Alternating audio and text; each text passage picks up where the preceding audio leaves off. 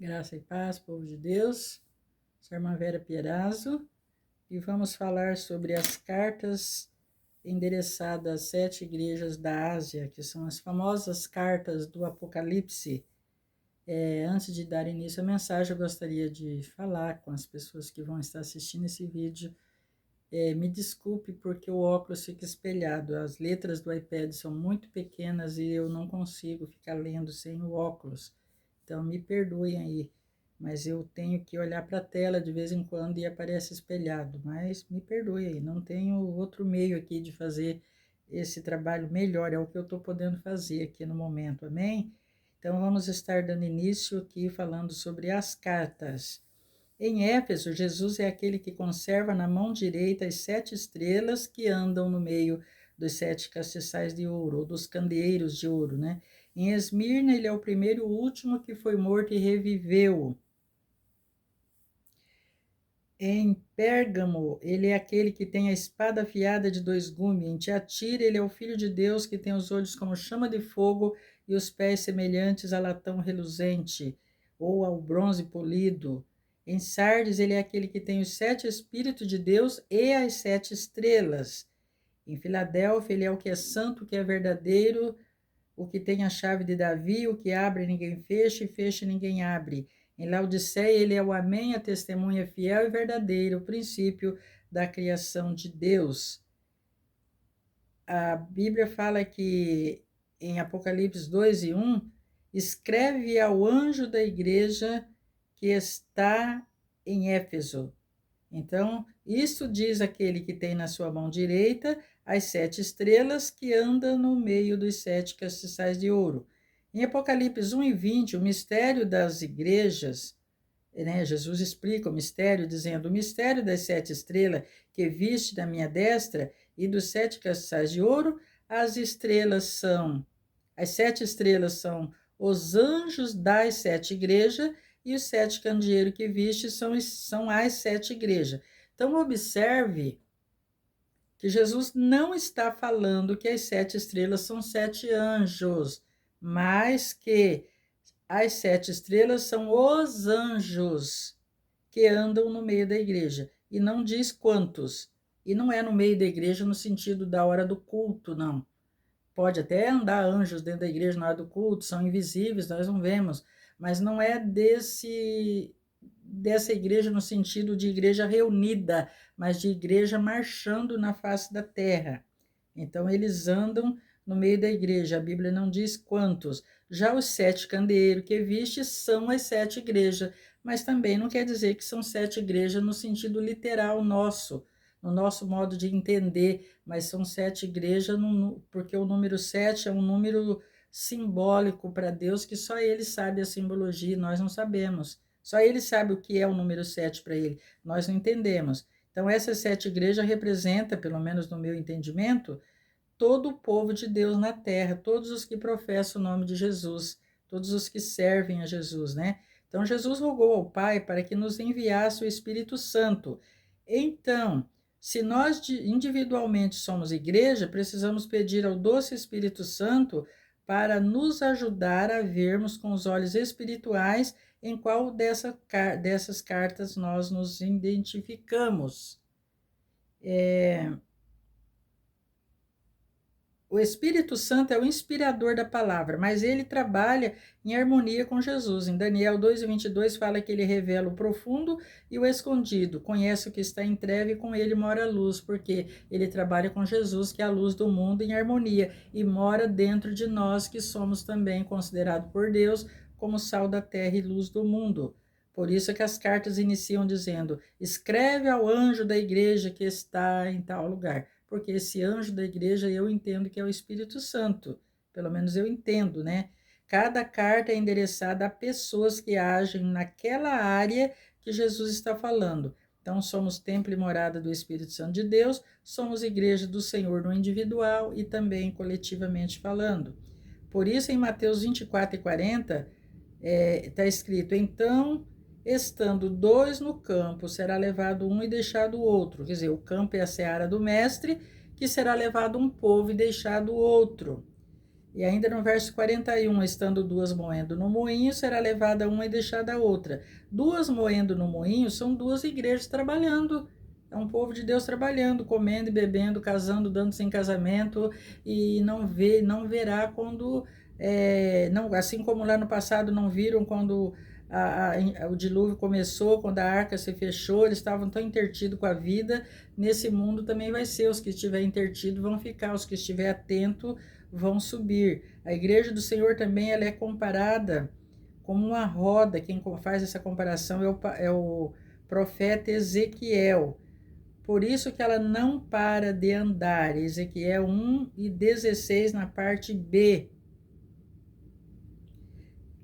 Que diz assim: e o seu aspecto e a sua obra era como se estiver uma roda no meio da outra roda.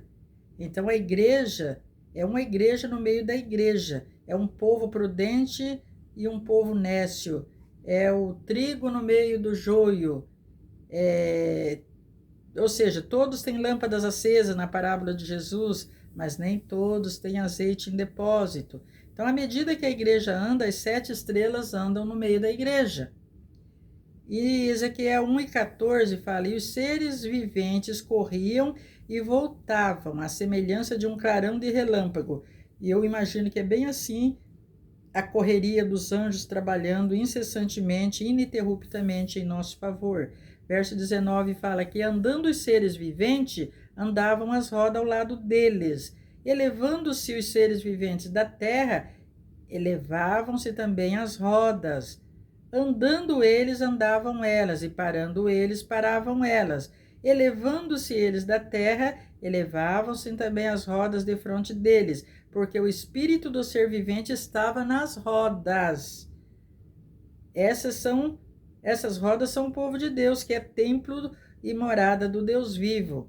Se eles param, a igreja para. A igreja também para, mas se eles não param, a igreja não para. E porque eles não param, a igreja também não para. Entendeu? Vou repetir. Se eles param, a igreja também para. Mas como eles não param, a igreja também não para. Todos os dias eles se elevam da terra, e as rodas, que são as vidas daqueles que partem para a glória, se elevam com eles. E um dia eles vão se elevar, todos eles vão se elevar da terra, todo ao mesmo tempo, e a igreja que estiver preparada vai se elevar com eles também por toda a eternidade. Hebreus 1:14 fala: não são porventura todos eles espíritos ministradores enviados para servir em favor daqueles que hão de herdar a vida eterna ou a salvação eterna? Em Éfeso, Jesus tem na sua mão direita as 7 estrelas. E em Sardes ele tem os 7 Espíritos de Deus e as 7 estrelas também lá. Então nós estamos olhando essa semelhança de versículos, porque em Sardes ele tem os 7 Espíritos de Deus, mas ele também tem as 7 estrelas. Em Éfeso ele tem só as 7 estrelas. Então, observa que para cada grupo de pessoas no meio do povo de Deus na terra, Deus está mostrando para você ver em que área dessa, em que carta dessa, em que situação dessa você se encaixa como servo de Deus. Nós vamos ver até o final das 7 cartas em qual dessas nós enquadramos, ou se estamos enquadrados um pouquinho em cada, nós vamos ver tudo isso. As 7 estrelas andam no meio da igreja e os 7 Espíritos de Deus percorrem por toda a terra. Então, eles não são os mesmos anjos. Deus dispensa, a igreja desfruta de um cuidado especial da parte de Deus. Deus dispensa as 7 estrelas, que nós não sabemos quantos, o que representa esses 7 estrelas em quantidade, né? Para cuidar do seu povo, cuidar da igreja, um cuidado especial. Segundo Crônica 16:9, na parte A, porque quanto ao Senhor, seus olhos passam por toda a terra, para mostrar-se forte para com aqueles cujo coração é perfeito nele. Não é maravilhoso isso? Ainda Apocalipse 5, verso 6. E olhei, e eis que estava no meio do trono e dos 4 animais viventes, e entre os anciãos, um cordeiro como havendo sido morto. Ele tinha 7 chifres, 7 olhos, que são os 7 Espíritos de Deus enviados por toda a terra. Então, observe que os 7 olhos é que são enviados por toda a terra.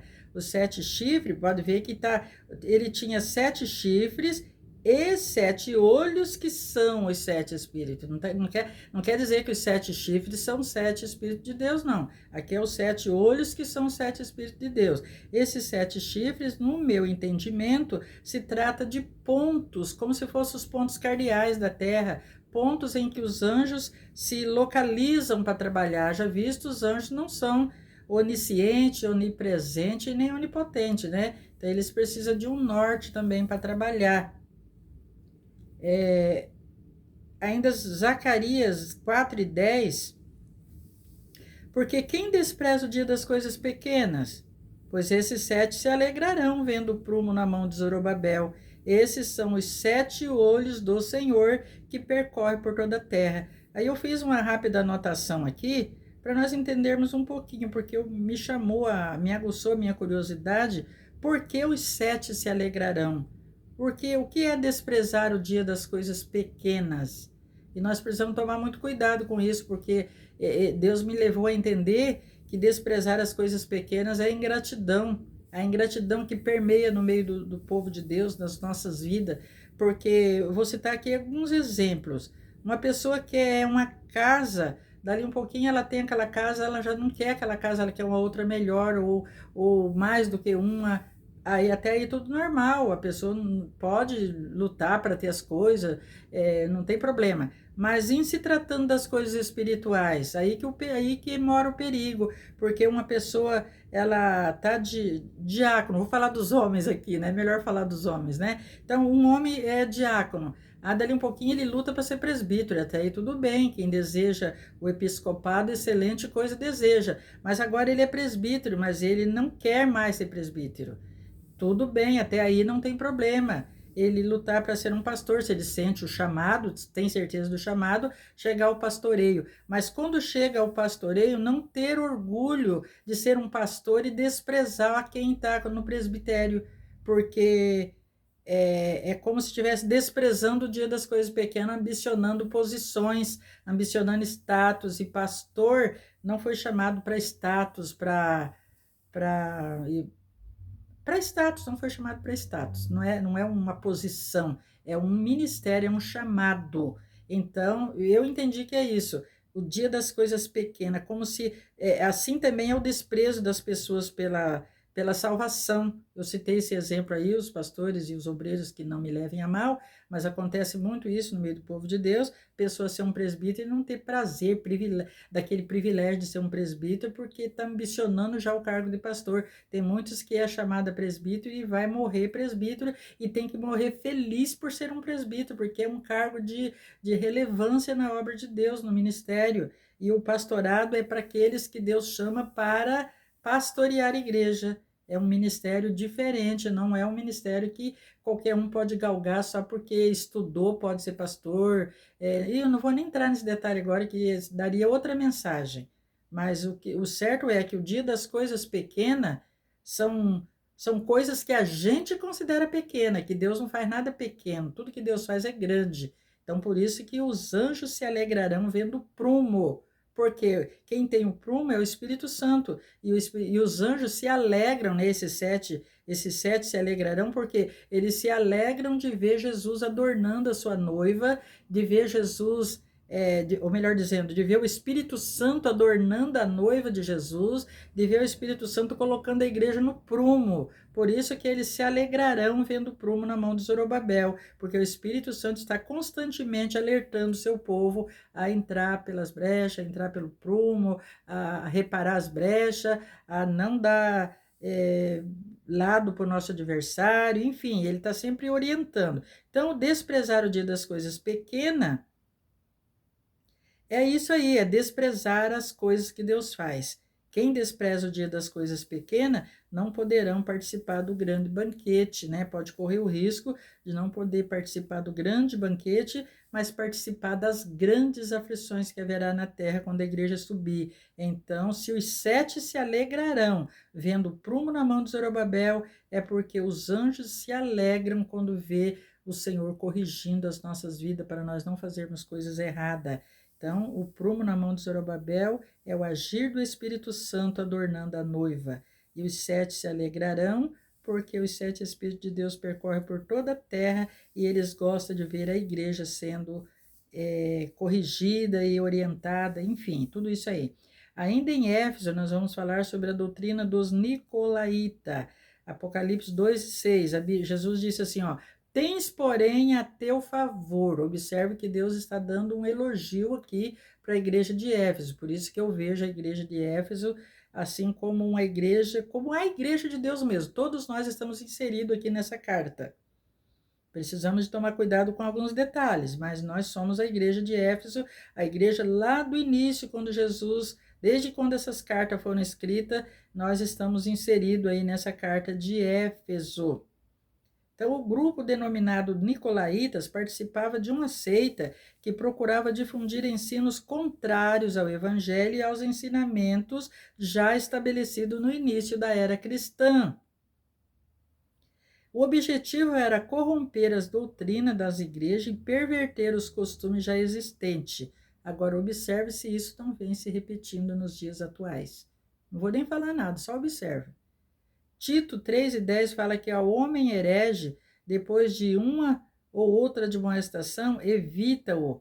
Então, a heresia ela é um erro teológico gravíssimo, porque a obra dos Nicolaítas, ela se refere às heresias teológicas.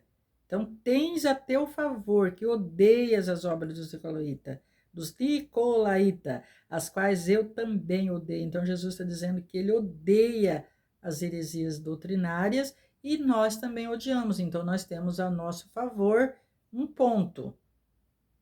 Aí, Atos 17, verso 11, fala que os irmãos de Bereia, eles foram mais nobres do que os que estavam em Tessalônica, porque de bom grado receberam a palavra, examinando cada dia nas escrituras se estas coisas eram assim, ou seja, se era mesmo o que eles estavam ouvindo. E ainda João 5:39 fala: examinai as escrituras e cuidais ter nela a vida eterna, pois são elas que de mim testificam. Só que o problema de Éfeso é que eles abandonaram o primeiro amor, então é isso que nós temos que tomar muito cuidado, para não abandonarmos o primeiro amor, porque abandonar o primeiro amor não significa se desviar e ir para o mundo, não. É aqueles que estão dentro da igreja que abandonaram o primeiro amor, que estão na igreja por estar, mas não tem mais o primeiro amor. Nós temos que estar todos os dias pedindo: Jesus, renova o amor em meu coração. Se você vê que alguém não vai com a tua cara, você fala: Jesus, coloca amor no coração daquela pessoa por mim, coloca amor no meu coração por ela. Nós temos que estar sempre pedindo para Jesus renovar o amor em nossos corações, não só querer que as pessoas nos amam se nós não amamos. Nós temos que pedir, porque o amor é algo que só o Espírito Santo sonda. Nós podemos demonstrar em obras, é claro que nós demonstramos, mas às vezes você não consegue demonstrar em obras o teu amor por alguém. Talvez porque esse alguém está longe, talvez porque esse alguém não gosta de você, mas você pode ter um amor guardado dentro do teu coração por aquela pessoa que só o Espírito Santo te conhece. Então você não pode deixar perder o primeiro amor. Primeiro amor pelas coisas de Deus, pela casa de Deus, pelo o fato e o privilégio de congregar. Você não pode perder esse amor. Você não pode perder amor por tudo aquilo que você aprendeu, ficar achando que você aprendeu errado e agora você se moderniza do teu modo e acha que o certo é agora, o certo é o errado e o errado é o certo. Não, isso aí é perder o primeiro amor. Nós não podemos perder o primeiro amor, mas examinar as escrituras e cuidar de ter nela a vida eterna. A Bíblia diz ainda em Mateus 5:16: assim resplandeça a vossa luz diante dos homens, para que vejam as vossas boas obras e glorifiquem o vosso Pai que está nos céus.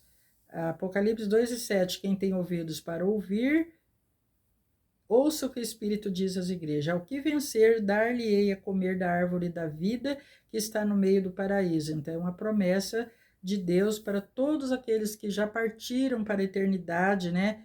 A Bíblia fala que no meio da praça, né, Apocalipse 22:2, de um lado e do outro do rio está a árvore da vida. E todos os que já morreram em Cristo, desde Abel até hoje, todos estão no paraíso. Já não podem mais morrer e são iguais aos anjos e são filhos de Deus, sendo filhos da ressurreição. Lucas 20:36. Agora nós vamos falar de Esmirna. Apocalipse 2:8. Isto diz o primeiro e o último que foi morto e reviveu. Apocalipse 2:9. Conheça as tuas obras e tribulação e pobreza, mas tu és rico. É um povo também que se enquadra com a igreja. É um povo pobre, porque tem gente que acha que ser pobre e tal, pessoas que vivem às vezes passando tribulação, ela não está bem com Deus. Nem sempre isso é sinal de uma pessoa não estar bem com Deus, assim como ser rico não é sinônimo de estar bem com Deus, ser próspero, né, financeiramente. Aí Jesus fala assim: eu conheço também a blasfêmia dos que se dizem judeus e não são, mas são a sinagoga de Satanás. Então, temos que tomar muito cuidado. Coincidência ou não, Apocalipse 2:9 e Apocalipse 3:9 está falando a mesma palavra, porque a igreja de Filadélfia é uma igreja que se enquadra muito com a igreja que está se preparando para o arrebatamento. E a igreja de Esmirna fala de um povo que blasfema, que blasfema, e a Filadélfia fala de um povo que mente. Então, nós temos que tomar cuidado para que, dentro desse movimento, dessa igreja, desse sistema, nós não venhamos nos corromper, nem com a blasfêmia e nem com a mentira. Apocalipse 2:9, eu conheço a blasfêmia daqueles que se dizem ser judeus e não são. Então, o que quer dizer, o que significa ser judeu e não ser? É ser um falso cristão, porque ser judeu aqui significa que a pessoa se acha melhor, se acha salvo, se acha o mais sábio, isso é muito perigoso, porque nós não podemos julgar segundo a aparência, mas segundo a reta justiça de Deus, diz a palavra. Então, e ainda a Bíblia diz que eles acham estranho não corrermos com eles no mesmo desenfreamento de dissolução que eles vivem, blasfemando de vós. 1 Pedro 4:4, eles acham estranho você não correr com eles na mesma desenfreada. Então, você tem que observar o que o Espírito Santo está te direcionando. Ainda 1 Pedro 3:16, tendo uma boa consciência, ou seja, tenha uma boa consciência, tenha a tua consciência pura, limpa, para que naquilo que falam mal de vós como de malfeitores, fiquem confundidos que blasfemam do vosso bom porte em Cristo. Então, observe que a igreja de Esmirna, o povo que teme a Deus, que serve a Deus de verdade, está vivendo no meio de um povo que blasfema. Se você tem um bom porte em Cristo, você é blasfemado. Se você não tem um bom porte, é blasfemado porque não tem, mas se tem também então é um povo que blasfema de tudo. Ainda Lucas 18, verso 9 fala: e disse também esta parábola a uns que confiavam em si mesmo, crendo que eram justos e desprezavam os outros. Ainda segundo Pedro 3:3, sabendo primeiro isto, que nos últimos dias virão escarnecedores, que é o mesmo que blasfemadores, né? Eu acredito que é bem igual, bem idêntico, blasfemar e escarnecer, andando segundo as suas próprias concupiscências. E nós vivemos numa época em que cada vez mais pessoas escarnecem de Jesus e de seus seguidores. O pior é quando o escarnecedor está entre o povo de Deus, né? Dentro da igreja. Aí o negócio fica mais difícil. Apocalipse 2:10. Nada temas das coisas que hás de padecer, eis que o diabo lançará alguns de vós na prisão, para que sejais tentado e tereis uma tribulação de 10 dias. Ser fiel até a morte e dar-te a coroa da vida. Então, o que quer dizer a tribulação de 10 dias? A tribulação de 10 dias significa o tempo de Deus. É quando uma pessoa, depois de muito avisado, não se arrepende, continua aprontando, blasfemando, mentindo e fazendo tudo isso que a palavra de Deus condena, essa pessoa é colocada num processo e só sai no tempo determinado por Deus. E observe que não é Deus que coloca. A Bíblia diz que o diabo lançará alguns de vós na prisão. Então, quem lança a pessoa na prisão é o diabo. É claro que com permissão de Deus. Isaías 45, verso 7, fala o Senhor: eu formo a luz, eu crio as trevas, eu faço a paz, eu crio o mal. Eu, o Senhor, faço todas as coisas.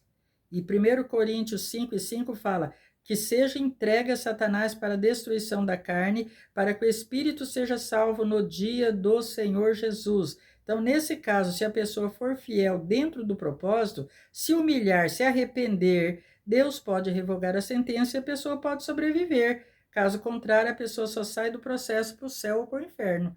Infelizmente é assim. Se for fiel, é céu. Se continuar na soberba e na blasfêmia, é inferno. Caso contrário, também pode acontecer, como eu já disse, da pessoa se humilhar, se arrepender de verdade e tal, e buscar Deus mesmo de verdade, se converter, fazer propósito de não voltar atrás, de não fazer aquilo que fazia. Deus, que conhece o coração e mente, né, que sonda mente e corações, pode dar a chance daquela pessoa ainda sobreviver e ser uma pessoa fiel, e nunca mais ela vai querer voltar ao espojadouro de lama, né? Apocalipse 2:11. Quem tem ouvidos, ouça o que o Espírito diz às igrejas: o que vencer não receberá o dano da segunda morte. Porque quem vencer não receberá o dano da segunda morte? Porque quem venceu ou morreu salvo ou sobreviveu ao processo. E quem não venceu é porque morreu sem salvação. Só para confirmar mais o que eu já tinha dito ali. Isso pode acontecer com pessoas descrentes, com pessoas afastadas da igreja e com crentes que estão na igreja. Por isso a ordem é: ser fiel até a morte e dar-te-ei a coroa da vida. Que Deus abençoe grandemente a todos que participaram dessa mensagem e me sigam para a continuação dessa série, As Cartas do Apocalipse. Amém?